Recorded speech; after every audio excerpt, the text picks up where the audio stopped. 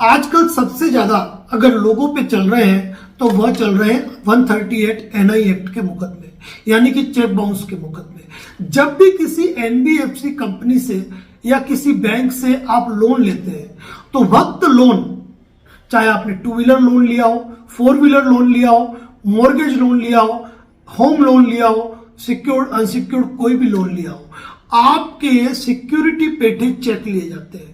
न केवल आपके बल्कि गारंटर के भी चेक लिए जाते हैं। ऐसी अवस्था में 138 एनआई एक्ट का मुकदमा दर्ज कराया जाता है उस साहूकार द्वारा, एनबीएफसी द्वारा और बैंक द्वारा।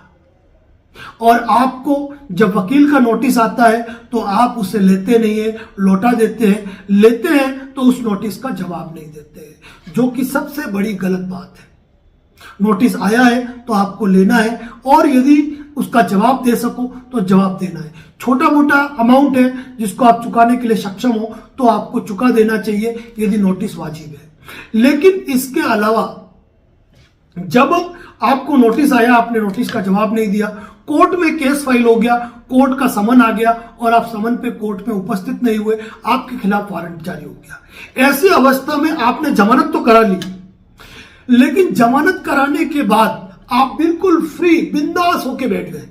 इसके सबसे बड़ा कारण क्या होता है? जमानत इंसान इसलिए कराता है क्योंकि उसको मालूम पड़ गया कि भाई पुलिस के पास वारंट आ चुका है, आज नहीं तो कल मुझे पुलिस गिरफ्तार करेगी और गिरफ्तार करके कोर्ट में पेश करेगी, तब मुझे जमानत करानी है, तो क्यों नहीं आज जमानत करा लूं। पार्टी जमानत तो करा लेती है, लेकिन जमानत कराने के बाद वह अपने वकील साहब को घूम के वापस मुंह नहीं दिखाती है, जबकि केस आपका है। रियल स्टोरी क्या है वो आपको मालूम है, क्योंकि कंप्लेंट के अंदर जो स्टोरी लिखी होती है कभी भी वह रियल स्टोरी होती ही नहीं है, क्योंकि परिवादी केवल अपने पक्ष की बात करेगा, आपके पक्ष की बात नहीं करेगा। और आपके पक्ष की बात आपको आपके वकील साहब को बतानी जरूरी है। जब कोई भी व्यक्ति चेक बाउंस की कंप्लेंट फाइल करता है, उस चेक बाउंस के कंप्लेंट में जो रियल स्टोरी है उसका कभी भी कोई समावेश नहीं होता है।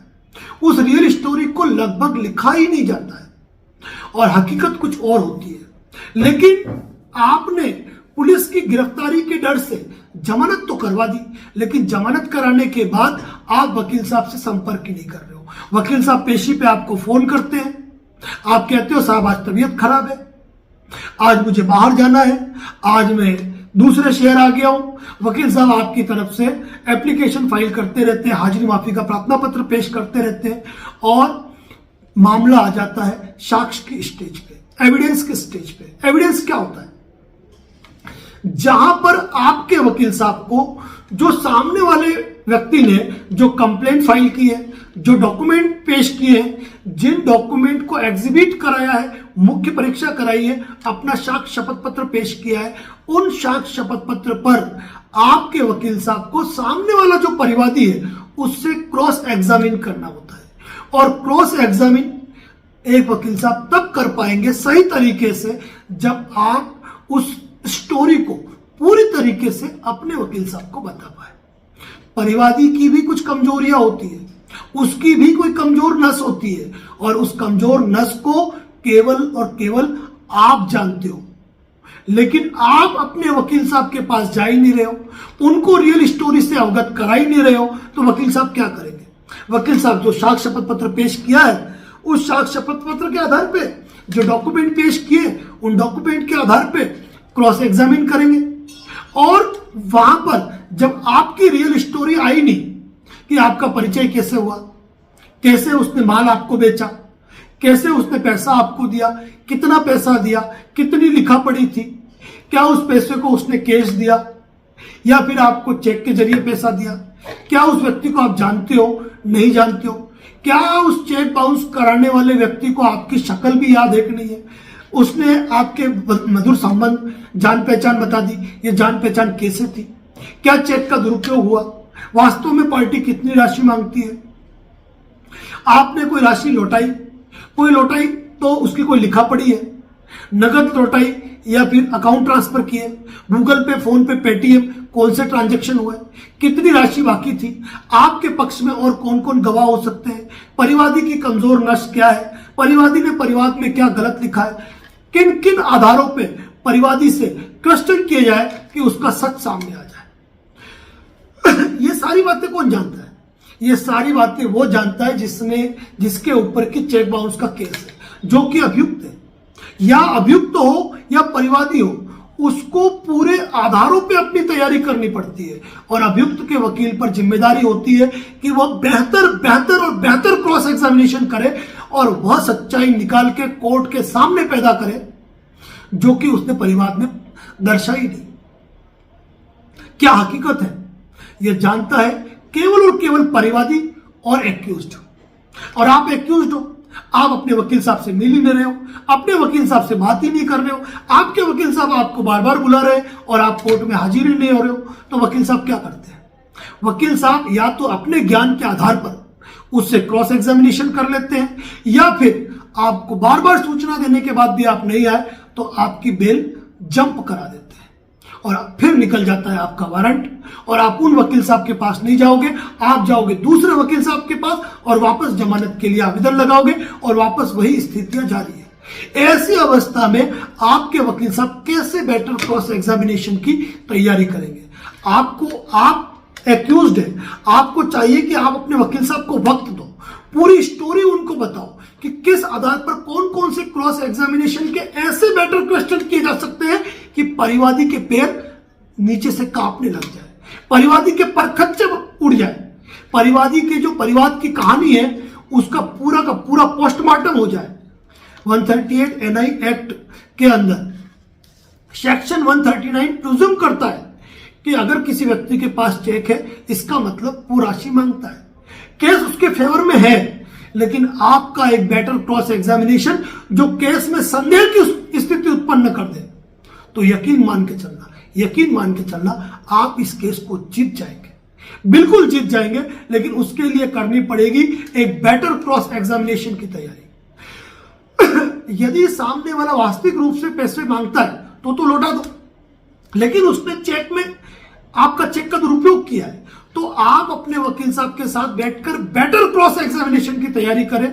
और यहां पर तो हम आपको यह सलाह भी देंगे, उनके साथ बैठकर क्रॉस एग्जामिनेशन की तैयारी करें, लेकिन अपने डॉक्यूमेंट की सर्टिफाइड कॉपी निकालकर आप 138 NI एक्ट स्पेशलिस्ट एडवोकेट जो कि उनके अंदर 50-100-150 सवाल और तैयार कर सकता है, आप किसी और वकील साहब के साथ भी राय मशवरा करें। और जो परिवादी है उसको भी चाहिए कि इससे पहले कि आप क्रॉस एग्जामिनेशन में उतरो, आप एक्यूज्ड के वकील साहब आपको क्रॉस एग्जामिनेशन करें, आप अपने वकील साहब के साथ बैठकर या 138 NI एक्ट के किसी स्पेशलिस्ट एडवोकेट के साथ बैठकर घंटे 2 घंटे एक डमी प्रैक्टिस करें जहां पर आप ये मान के चले कि सामने वाला सवाल पूछेगा और आपको जवाब देने, और आप कहां क्या गलतियां करते हो वो गलतियां सामने आएगी, तो वो गलतियां कोर्ट में वापस नहीं दोहराई जाए और आप चेक बाउंस का मुकदमा जीत सकते हो। आप परिवादी हो या एक्यूज्ड हो, कोई मायना नहीं है। मायना यह है कि क्या क्रॉस एग्जामिनेशन में परिवादी टिक पाएगा। तो परिवादी को भी चाहिए कि वह दूसरे वकील साहब के पास फाइल ले जाए और उनसे कहे कि आप मुझे क्रॉस एग्जामिनेशन करो, मैं कितने क्वेश्चन के कौन से गलत उत्तर देता हूं मुझे बताओ, कहां मैं चुक रहा हूं मुझे बताओ। और जो एक्यूज्ड है, एक्यूज्ड को चाहिए कि अपने वकील साहब के साथ मिलकर परिवादी की क्या कमियां हैं और इस परिवाद के अंदर रियल स्टोरी क्या है, उसके आधार पर एक बेटर क्रॉस एग्जामिनेशन किया जा सकता है। पर खच्चे उड़ जाते हैं क्रॉस एग्जामिनेशन के अंदर यदि एक better cross examination 130 NI act के अंदर हो या सेक्शन 25 के मामले में वो होता है, तो जीत सकते हैं केस आप। बस उसके लिए आपकी भूमिका इतनी है कि यदि आप एक्यूज्ड है तो अपने वकील साहब के रेगुलर संपर्क में रहिए और उनके साथ बैठकर एक 138 NI एक्ट के मैटर में अच्छे क्रॉस एग्जामिनेशन की तैयारी करें। और यही चीज लागू होती है परिवादी पर भी। परिवादी ये ना सोचे मैं तो सच हूं, मैंने पैसा दिया है, मेरा क्या हो सकता है, क्योंकि अच्छे परिवादियों को हमने बीट होते हुए देखा है। कोर्ट के सामने क्या बोलना है क्या नहीं बोलना है यह कोई आसान बात नहीं है, क्योंकि आपके मुंह से निकली एक बात आपको केस हरवा देती है। तो बने रहे हमारे YouTube चैनल पर, इसी प्रकार के अपडेट हमारे चैनल पे दिए जाते हैं। और यदि आप परिवादी हो या एक्यूज्ड, इन मामले में यदि हमसे कोई परामर्श करना चाहें तो निश्चित रूप से आप हमें कॉल करके हमसे वार्तालाप कर सकते हैं। कॉलिंग टाइम केवल 6 बजे से लेकर शाम 7 बजे तक का रहता है। फोन व्यस्त है तो अगले दिन प्रयास करें।